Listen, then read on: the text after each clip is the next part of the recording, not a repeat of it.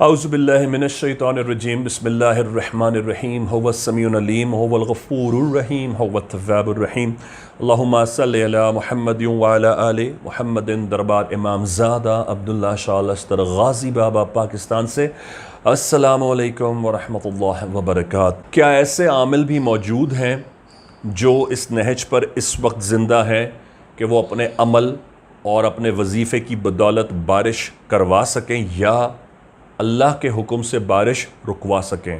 جواب ہے جی ہاں۔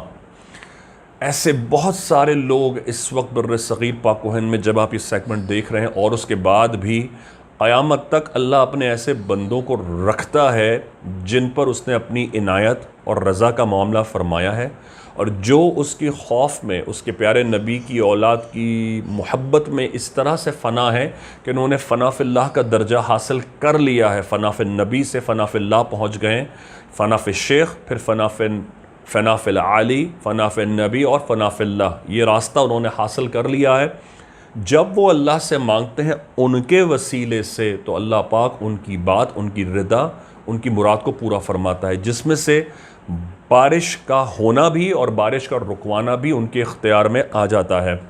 میں ایسے کئی لوگوں کو جانتا ہوں جو کہ بنگلہ دیش، ہندوستان، پاکستان میں، امریکہ میں، یو کے میں، کینیا میں، بیلاروس میں، ایون یوکرین میں، جہاں آج کل وار ہونے جا رہی ہے، رشیا میں، جاپان میں، چائنا میں، کوریا میں بھی ایسے بہت سارے لوگ ہیں، بہنیں ہیں جو اللہ کی ایسی درویشہ ہیں کہ بزرگوں نے فرمایا نا، اللہ اپنے خطوں میں ہر جگہ کسی ایک ولی اللہ، کسی درویشہ کو رکھتا ہے جس کی وجہ سے اس خطے کو رزق دیتا ہے یا اس پر رحم فرماتا ہے۔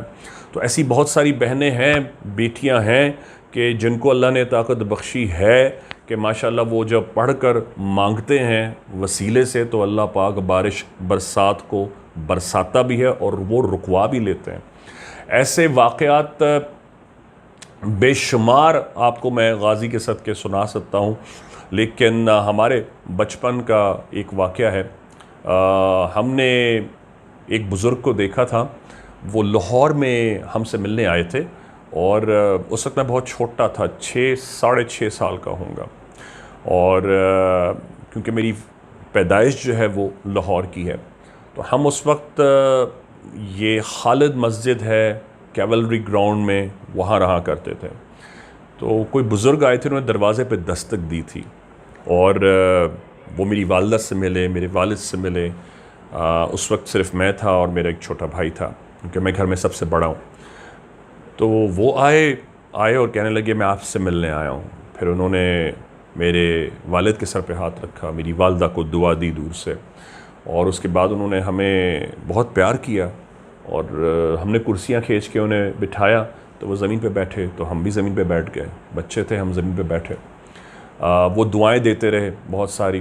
تو میں نے ان کو کہتے سنا تھا کہ والد صاحب ان سے عرض کر رہے تھے کہ لاہور میں تھوڑی سی گرمی بڑھتی ہے تو بارش ہو جاتی ہے، اور حبس اتنا زیادہ ہو گیا ہے کہ گرمی بڑھ گئی ہے، بارش ہوگی نا تو یہ حبس کھل جائے گا۔ تو وہ مسکرائے اور کہنے لگے چائے پلاؤ گے؟ بابا نے کہا بالکل، چائے پیش کی۔ انہوں نے کہا جب بارش کو دیکھو نا تو کب کو یاد کرنا۔ بابا سمجھے نہیں لیکن خاموش ہو گئے۔ تھوڑی دیر بعد وہ بزرگ وہاں سے گئے، اور جیسی وہ گئے بارش شروع ہو گئی۔ جیسی بارش شروع ہوئی بابا کو ان کی بات یاد آئی کہ جب بارش ہو تو کپ کو دیکھنا۔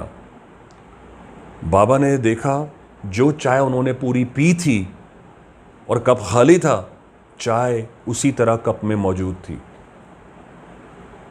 بابا کو یہ بات سمجھ میں آ گئی کہ وہ کون تھے، وہ ہمارے لیے وہ تحفہ چھوڑ کے گئے تھے۔ پھر بابا نے وہ ہم سب سے ڈسٹریبیوٹ کیا، ہم نے ان کی بچی ہوئی چائے ہم سب نے پی۔